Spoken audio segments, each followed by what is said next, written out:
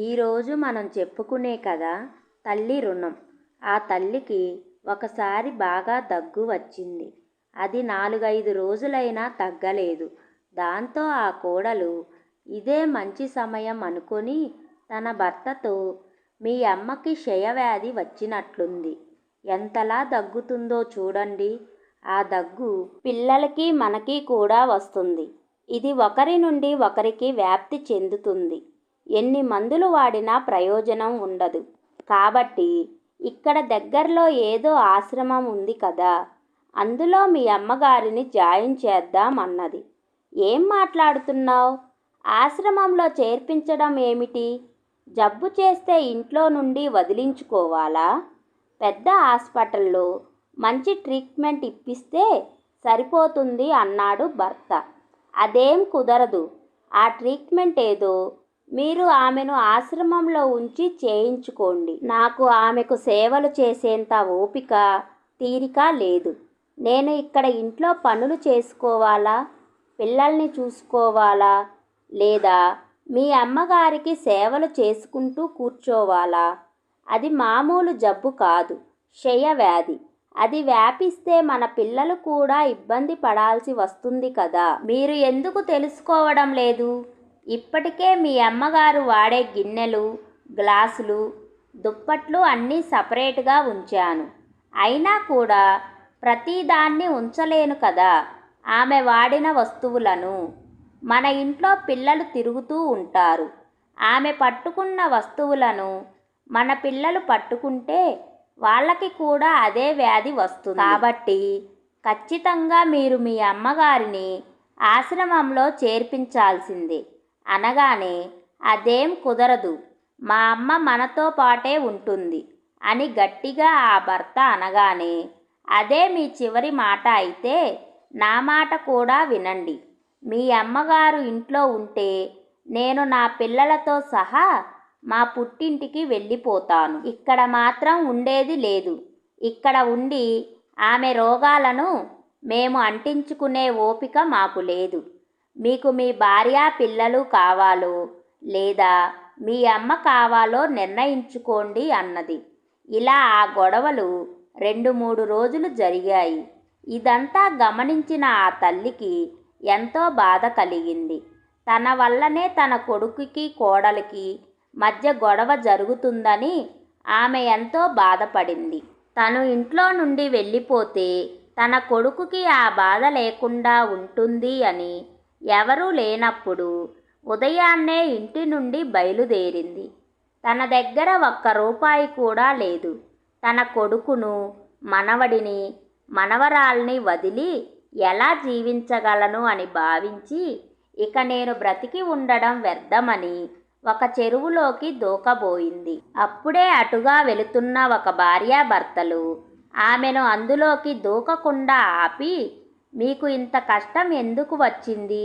మీరు ఎందుకు ఇలా చేసుకోవాలనుకుంటున్నారు అని అడగగా ఆ తల్లి ఏ సమాధానము చెప్పలేదు. అప్పుడు వారు, మనిద్దరం జాబుకు వెళ్తే పిల్లల్ని చూసుకోవడానికి ఇంటి దగ్గర ఎవరూ లేరు. మా అమ్మ చిన్నప్పుడే చనిపోయింది. ఆమె ఉంటే మనవడు మనవరాలుతో సంతోషంగా జీవించి ఉండేది. కానీ ఆ భగవంతుడు మీ రూపంలో మళ్ళీ మా అమ్మను పంపించాడు అనుకుంటాం. కాబట్టి మీరు మా ఇంటికి రండి. మాతో పాటు ఒక ఫ్యామిలీ మెంబర్గా ఉండండి. నన్ను మీ కొడుకులాగే చూసుకోండి. మా పిల్లలను చూడండి. నేను ఎవరికీ భారంగా ఉండదలుచుకోలేదు అన్నది ఆ తల్లి. అది భారం కాదు. మా అవసరం కోసమే నిన్ను తీసుకువెళ్తున్నాం. మీరు మా దగ్గర ఉండడం మాకు ఎంతో సహాయంగా ఉంటుంది. దయచేసి కాదనకండి అని ఆమెను ఒప్పించి తమతో పాటు తీసుకువెళ్ళారు. ఆమెను వారు తమ సొంత తల్లిలాగే చూసుకున్నారు. ఉదయాన్నే భార్యాభర్తలు ఇద్దరూ ఆఫీసులకు వెళ్ళిపోతే పిల్లల బాధ్యత ఆవిడ చూసుకునేది. వాళ్ళని స్కూలుకి పంపించడం, తిరిగి తీసుకురావడం, రెడీ చేయడం, తినిపించడం, ఇంట్లో చిన్న చిన్న పనులు చేయడం చూసుకునేది. అయ్యో అమ్మా, మీరు ఈ పనులన్నీ ఎందుకు చేస్తున్నారు? కేవలం పిల్లల్ని చూసుకోండి అంతే. వాళ్ళకి నానమ్మ ప్రేమను అందించండి అనేవాడు అతను. అక్కడ తల్లి ఇంట్లో నుండి వెళ్ళిపోయింది అని తెలిసిన కొడుకు ఎంతో బాధపడ్డాడు. కోడలు మాత్రం చాలా సంతోషించింది. తన వల్ల కొడుకు కోడలు మధ్య గొడవలు జరగకూడదని, తన తల్లి వెళ్ళిపోయింది అని తనను వెతుకుదామని బయలుదేరాడు. కానీ తల్లి ఎక్కడా కనిపించలేదు. తన తల్లి బ్రతికుందో లేదా చనిపోయిందో కూడా తెలియకుండా అతను జీవిస్తున్నాడు. ఇలా కొన్ని సంవత్సరాలు గడిచాక ఒకరోజు ఆఫీసు నుండి ఇంటికి వస్తూ ఉండగా దారిలో అతని ఫ్రెండ్ కనిపించి, మా ఇల్లు పక్కనే, రా వెళదాము అని తీసుకువెళ్ళాడు. రండి అన్నయ్య గారు, పిల్లలు వదిన అందరూ బాగున్నారా అని అతని భార్య కాఫీలు ఇస్తూ అడిగింది. అలా కబుర్లు చెప్పుకుంటూ ఉండగా రాత్రి భోజనాల వేళ అయింది. భోజనం చేసి వెళ్ళండి అని భోజనం పెట్టారు. ఆ వంటలు తింటూ ఉంటే అతనికి వాళ్ళ అమ్మ చేతి వంట గుర్తుకు వచ్చింది. అదే విషయాన్ని చెప్పాడు. ఈ వంటలు అన్నీ అచ్చం మా అమ్మ చేసినట్లే ఉన్నాయి, చాలా రుచిగా ఉన్నాయి అన్నాడు. ఇదంతా మా అమ్మ చేసిందిరా అన్నాడు అతని స్నేహితుడు. అవును, అడగడం మర్చిపోయాను, మీ అమ్మగారు ఎలా ఉన్నారు అని అడగగానే వాళ్ళ అమ్మ గుర్తుకు వచ్చి చాలా బాధపడ్డాడు. ఏం చెప్పను, మా అమ్మ గురించి. ఇంట్లో నుండి వెళ్ళిపోయిందని చెప్పనా? అసలు బ్రతికుందో లేదో అని చెప్పనా? ఏం చెప్పాలి? అందరికీ ఇన్ని రోజులు తల్లి ఎప్పుడో చనిపోయింది అని చెప్తూ వచ్చాడు అని అనుకుంటూ, అంతా బాగానే ఉన్నారులేరా అన్నాడు. పైకి మాత్రం మీ అమ్మగారు కనిపించడం లేదు. ఇంత బాగా వంటలు చేసి మా అమ్మ గుర్తొచ్చేలా చేశారు.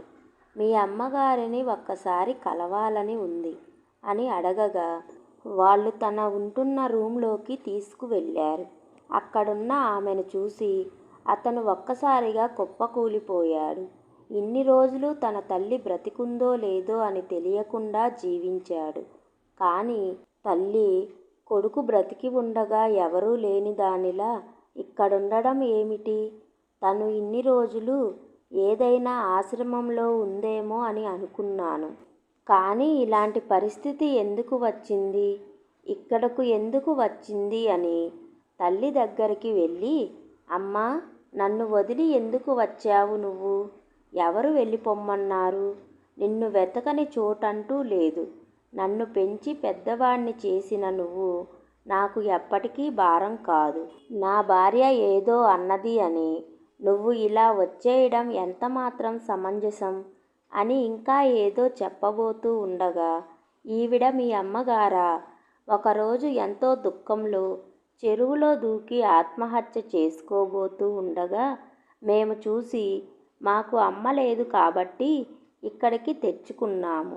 ఎన్నిసార్లు అడిగినా తన గతాన్ని ఎప్పుడూ మా దగ్గర చెప్పలేదు అన్నాడు అతని స్నేహితుడు. పెళ్ళాన్ని ఎదిరించలేని కొడుకు నా కొడుకు అని నా తల్లి నీకు ఎలా చెప్పగలుగుతుంది అని బోరున విలపించాడు. నన్ను వదిలి చనిపోవాలి అని ఎలా అనిపించింది అమ్మా నీకు? ఎంత పెద్ద పని చేయబోయావు? ఆఖరి క్షణంలో నా స్నేహితుడు దేవుడులాగా వచ్చి నిన్ను కాపాడి ఇక్కడ ఉంచుకున్నాడు. వీడికి ఏం చేసినా నా రుణం తీరిపోదు. పదమ్మా, మన ఇంటికి వెళ్దామన్నాడు. అప్పుడు అతని స్నేహితుడు, అమ్మ నీకు అమ్మే, ఇప్పుడు నాకు అమ్మ అయింది కాబట్టి అమ్మ బాధ్యత నాది కూడా. కాబట్టి అమ్మ ఇక్కడే ఉండనివ్వు హాయిగా.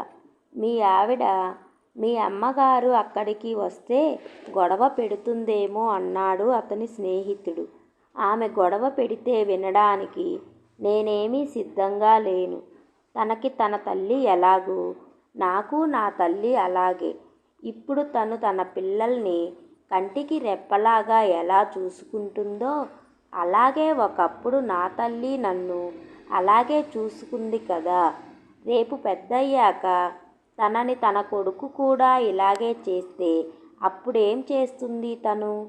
నాతో పాటు ఉండదలుచుకుంటే ఉంటుంది, లేదా వెళ్ళిపోతుంది. నా భార్య కోసం నా కన్న తల్లిని నేను వదులుకోలేను. ఇదే మాట నేను నా భార్యతో చెబుతాను అని తల్లిని తీసుకొని తన ఇంటికి వెళ్ళాడు. అత్తగారిని చూడగానే ఆ కోడలు మళ్ళీ దాపరించింది శనిలాగా అని విసుక్కుంది. ఈవిడ ఎక్కడ దొరికింది మీకు?